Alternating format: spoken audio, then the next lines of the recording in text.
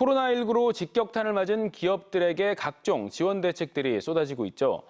그런데 창업한 지 얼마 되지 않은 지역의 스타트업 기업들은 별다른 지원 혜택을 받지 못하고 있습니다. 신생 기업들에게 맞지 않는 지원 기준 때문인데 이들을 위한 맞춤형 지원 대책이 절실한 상황입니다. 김성민 기자가 취재했습니다. 한국과 아프리카 가나에서 인공지능 학습을 위한 데이터 가공 플랫폼을 운영하는 대전의 한 스타트업. 지난해 데이터산업진흥원이 시행한 데이터 바우처 사업에 100% 선정될 정도로 기술력을 인정받았지만 코로나19로 직격탄을 맞았습니다.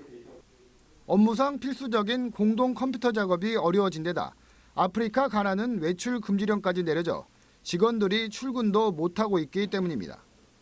가나 사람들은 이제 인터넷도 느리고 그다음에 개인적으로 컴퓨터를 소지하지 않는 사람들도 있고 그렇기 때문에 원격으로 돌리려고 해도 많이 어려운 거죠. 3분의 1 정도 수준으로 이제 능률이 줄어든 거라고 보면 될 것 같습니다. 코로나19 여파가 산업계 전반을 강타한 가운데 스타트업들도 직격탄을 맞고 있습니다. 실제로 코리아 스타트업이 회원사들을 대상으로 코로나19 피해를 조사한 결과 41.5%가 매출 감소를 꼽은 가운데 투자 차질과 해외 사업 난항이 뒤를 이었습니다.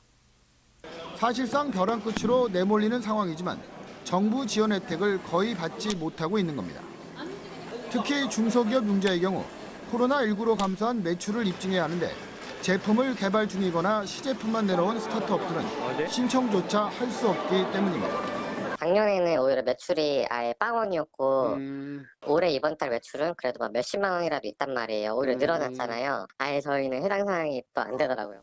전문가들은 소상공인과 중소기업 어디에도 속하지 못한 스타트업들이 지원 사각지대에 놓여 있다며 맞춤형 지원 기준 마련이 시급하다고 지적합니다. 창업기업은 일반 매출액이 발생하는 중소기업과는 다르기 때문에 창업기업 잡대로 해서 창업기업 지원 사업을 대폭 확대를 할 필요가 있죠. 미래 한국의 혁신 성장 동력인 스타트업들이 이번 사태를 극복할 수 있도록 정부와 지자체가 더욱 세심한 대책을 내놓아야 한다는 목소리가 높습니다. TJB 김성민입니다.